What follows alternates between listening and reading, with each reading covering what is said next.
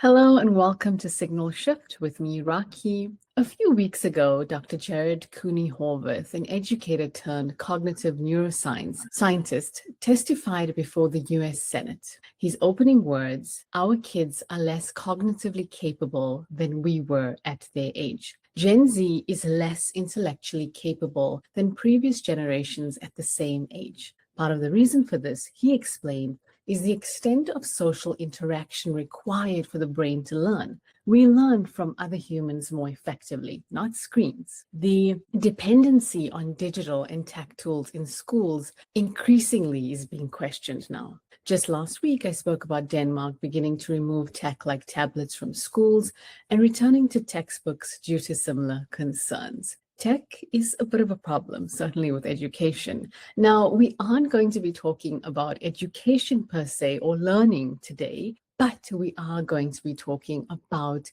the human side of technology, seemingly second to profits and speedy proliferation. And to give us some insights on this, I would like to welcome our guest today, Andy Sitison. I've been looking forward to this all week. I look forward to talking. Awesome. Thanks so much, Andy. So a little bit about Andy. Andy is a tech and startup executive with over 30 years of experience. He's currently based in Virginia, and he's the founder of Elemental Advising, a company that focuses on data analysis and software development using and leveraging machine learning and artificial intelligence to help businesses achieve their goals. This includes building high-end web apps that use advanced AI to both comprehend media and automatically generate new content. Now, Andy is particularly passionate about helping companies create better strategies to enable the human potential within digital transformation using AI.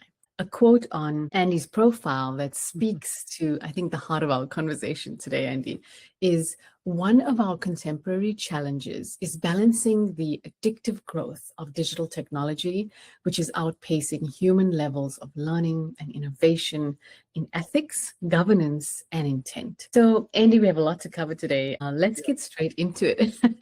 Tell us a little bit about your work and the projects you're doing. Yeah, so you mentioned I've been doing this a while, and I've always been in emerging technology. And what does that mean? I'm working in technology as it's arriving into a populace, and it means you have to not only understand the technology before others have had chance, but also to help people understand how to apply that and what does it mean and what are the best values and what are the limitations and possible drawbacks of that technology, which has been a lot of fun in a career. And AI is probably one of the crown jewels on that effort, right? Like, it is a very interesting moment in technology evolution, and it's full of both sides of love and hate on that. One of the primary things I do right now, I work also for a company called Share More Stories. I'm their CTO, and that's where I do most of my AI work, is through Share More Stories. And what we do there is talk to communities, and we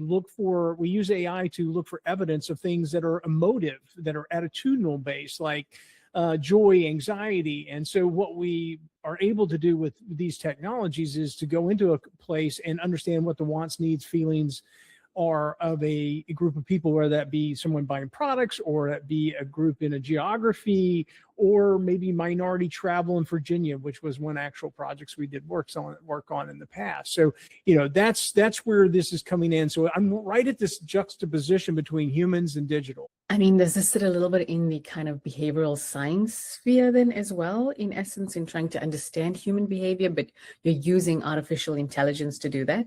Yeah, it's interesting because I got the psychology degree and thought I wasn't going to use it. I love the cognitive behavioral science part of psychology, and I left the field because I didn't want to be a counselor. I decided to get in tech and spent 30 years there, and then I took a sabbatical after flying all over the world for a couple decades. I and thought, you know what, we digital is coming on strong, and I'm not sure the humans are going to have an opportunity to stay above the surf the wave, not be under the wave, right? And so I started taking a more personal core belief in what does that mean and how do I become part of that story. And in the search of that, I spent 4 months learning algorithmic programming, machine learning, AI, natural language, all that stuff that leads into this. Back to your question, humans matter. They always have. And it showed right back up right in front of everything we were doing. And what are you learning from these projects? I mean, what is it telling you about our feelings and emotions and behaviors that I think we wouldn't have known without the application of this amazing technology? If you look at our projects, we have something we call shared wisdom. What we find is when, first off, you think about stories in the first place, and I'm not one of these guys that just loves stories. It just is a great format for analysis, but it's also a great format for humans, because when we tell stories, we kind of go deeper in our brainstem. If a group of people are sitting around listening to someone tell a story, especially a story about themselves, maybe it's a story about when they became an employee, or the first time their grandfather taught them to fish, or whatever it is, people quiet down, they listen, they give an empathetic response to the person telling the story. It's natural for us, and the person telling the story feels empowered by that. So when you work with stories, you get that as part of the package already, and that's amazing. And so when we started diving into this shared wisdom, what happens when people start sharing a story in a certain context, they have this bonding experience. There's an enlightenment that happens, and so there's a function of that. But then we can go forward and start as we pull out things like anxiety, joy, self-transcendence, activity level, and all these kinds of scores that no one else is scoring on. And then we look for evidence. And if you take 500 stories and you're looking for evidence in those stories for these different things, and not only the evidence of anger, fear, sadness, joy, but also the interdependence between the flow, that's called covariance, how data flows together through a data set, right? And how that happens between the different scoring, but also in the different kinds of people that are in that community. One thing that's popped out as a true wisdom that we found is trust and authenticity travel together. If you don't trust, you're not authentic. And that's a big message for anybody doing market research right now. When people are trusting of a process, they bring more authenticity to the table, and they share that with us. That then you can apply that now to all the survey work, all the metadata, everything else. If we're not trusting, we're less authentic. I consider myself a tech optimist. Surely you must be working in the space as well. But I mean, in being so much deeper in it as you are, right? Are you scared of AI? Do you have any fears around it and our current trajectory based on where we are with some of the infrastructure, governmental, legal, whatever it may be? I think the quick answer is yes and no, and maybe, right? Gartner came up with the tech adoption cycle, and they had the section called the Trough of Disillusionment. I always love that name, but it's true. We get this big buzz and then we crash because we learn a little more. What's weird about AI is it was adopted quicker than anything I've ever seen adopted. So more people are involved in the process of the early stages of the adoption of this. And it was adopted very quickly, but at the same time was one of the most fallible products in certain ways to be adopted that fast. So we have this weird combination moment where we have a lot of people in the space. There is we're pretty immature on how we use this technology, and when I say immaturity, there's going to be so many evolutions of this in the next 10 years that it's going to be mind-boggling.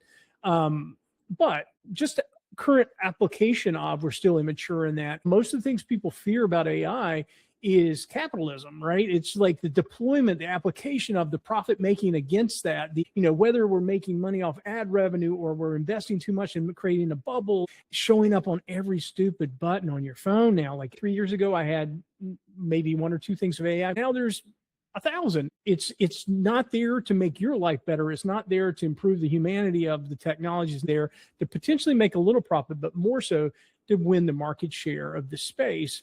And that's a classic model. We do this a lot, but it's more damaging, it feels like, this time, for a few reasons. And so one of the key things about this is how you're applying AI matters. I'm not blaming capitalism for it. Capitalism is just capitalism, and it's a productive tool. So is AI, but we have to think about how we govern it. And I will leave you with, it's also civic structures. Like, we're having a major data center growth in Virginia right now, because the wires from Europe come over right where we are. And they're wanting to build data centers that are 6 to 8 football fields wide, and you're seeing tons of money coming in from all over the world trying to win little counties over. The problem we have is most of our civic structures, if you're a person that owns a 1,200 square foot house and you're a 100,000 square foot data center, our laws treat you like the same person when you go to access water, or go to access electricity, all that type of stuff for a fair business state, right? So there's things that we weren't ready for as humans and as society to deal with this massive growth. And I think all that stuff's hitting us all at one time. Hopefully we work through all that. And I don't think the technology is inherently scary. I think it's got has so many good benefits. You're absolutely right. It's about capitalism, and then it's about these structures, these civic structures often. And all of that kind of not in the right place and not in alignment at the moment, certainly. A lot of work, that needs to be done there. But I think you have mentioned wanting to humanize technology, right? Bring the humanity kind of back to it and humanize technology. What does that mean? What does that look like? Well, I think one thing we do, as I mentioned about talking to communities and using AI to better analyze stories, and I will just quickly give you to make it concrete. If we get 500 stories from a community of people and we hand it to a human to read, well, I'll see you next week, right? Like, it's a long time to read through that context, and their ability to understand the thematic trends and to find the complexity, to find the needles in the haystack. Humans aren't good at that. The technology is great at that, right? So it allows us to use that technology to pull forward the needs and wants of a community so that you can make better products or you can make better policies in your government. And so that is humanizing. So AI can be applied in a way that it does make the world more human. And I think that's a key piece of it. There's also technologies that, that are starting to come out that are considering the evaluation of humanity with those technologies. We're hearing the term empathetic AI. Can you make a robot more empathetic? Absolutely. But it's also more about how our companies or organizations take these technologies to improve the lives and the people that are involved in that. Working to improve humans' lives and to create more trust is not only a good thing, it's good for all of us, but it's also something that's really desired in our community and our population right now. I think, of course, we all want to have empathetic AI as part of the mix, right? And I think I see sort of two sides to the coin. And one side being that it's incredible that now we have AI coaches that can help so many people, right? And it's so much more affordable, it's more accessible, and that's great. So I think there's some virtue there. But at the same time, we know the ill effects of some of these relationships, or maybe not even ill effects, but just things we've never seen before. I mean, just a couple of weeks ago, a lady married her ChatGPT AI avatar. Like, she literally had a ceremony and married it, right? She was really serious about it. And, we see more in that, right? People dating somebody who's just an avatar, or having these relationships. So on the other hand, you're like, well, I guess AI is far too empathetic in this case. It's taking over maybe some of these human bonds or relationships. And this in the mix of the loneliness crisis that we face as well. Yes. Yeah, I mean, it's a big question. There's no easy answers to that. But yeah, those are the two things that come up for me. So any thoughts on that? We need people, we need connection. In this group of young adults, they're different. And in that difference, they're way beyond us, me as a Gen Xer and others. But they're also limited in things. I like, one of the things I like to call physical wisdom. Like, I grew up, knew how to change a tire, work on a tractor, I work on carburetors, whatever. There's a physical wisdom that's gotten lost over the years. So, I think it is a moment where there is a lot of loneliness, and part of the failure of what we're doing is the fact that we're continuing to let that happen. And here's my thinking on it. Two things are happening. One is, it's easier to do everything we do. We have more leisure than we've ever had. And most people would be like, I'm busy. Yeah, you are busy, but you have more. We don't use a horse and a wagon to get anywhere anymore. We don't walk a mile in snow to go to school. And as and that's even moving forward past the 80s and the 90s. And like, I worked 80-hour weeks for the first 20 years of my career. I don't work 80-hour weeks anymore. No one does. And so we have freed up because we're more productive than we've ever been, even though it doesn't always feel like it. We are very productive and businesses are very productive. That has left us with this void of time to fill and a mind that is moving a lot faster than it used to. Like I watched the change in video editing that kids are doing with videos, and now they're going in sub-second flashback. I'm like, I can't even see the picture. It's like they're seeing things, they're cognitively processing things at a different speed than I can. I've always been the guy that was too fast for everybody, and visually and everything else. So I think that's part of it. We have more time on our hands, and the other is human agency. We kind of lost some of our societal thinking, and part of it's because we do so much, and I mean, like I'm sitting here in this room with 4 screens and a phone and 2 computers, and I don't need to leave. I don't go to work. I work here in my house. And I'm very productive at doing that, but it also limits a lot of my social connections and so forth. So we need to think about not only how we personally connect and do volunteer work and everything else so that we're part of something, but we need to think at a structural level about our civic levels, our state levels, our federal levels of what does it mean to be a society and what is right, what is wrong, what are our ethics and morals that matter, because we have more things that allow us to divide and to split and have different perspectives and opinions. We have less things synthesizing those things back together. So we have to start thinking, what is the new version of all that? Absolutely. I mean, we could break all of this down and have another alpha seminar on this. It's a big topic. It is. Is there anything else you do want to touch on, or what's the big message you want to share? Yeah, I think it's about, I call it the digital veil. When we get in the world, and now with AI doing generative stuff, and there's a lot, and people call it slop. I think some of it is slop. And then you think about marketing and you start to get this uncanny valley, like everything's starting to feel a little fake. And, and so the whole world around us is sometimes disorienting. It's almost always disorienting. And because we live in a personal and a business world that kind of never stops anymore, I recommend people get local, get out, use your feet, do something. You can work in a food bank. You can, go on a bike group, and you can go kayaking like me and join some people out there, work on a house. I don't care. Teach somebody to read, do something that gives back, because it's also giving back to you and gives you context. We need grounding.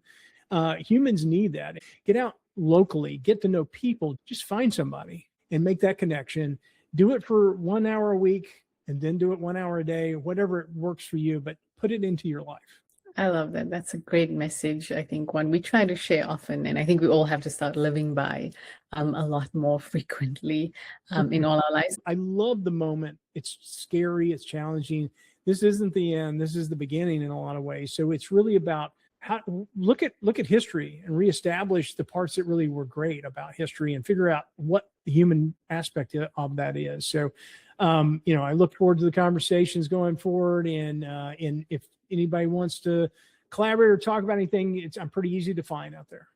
Thank you so much, Andy. It was great having you. To everybody listening, thank you for being here. Let us know your thoughts, what's coming up for you. And until next week, bye for now.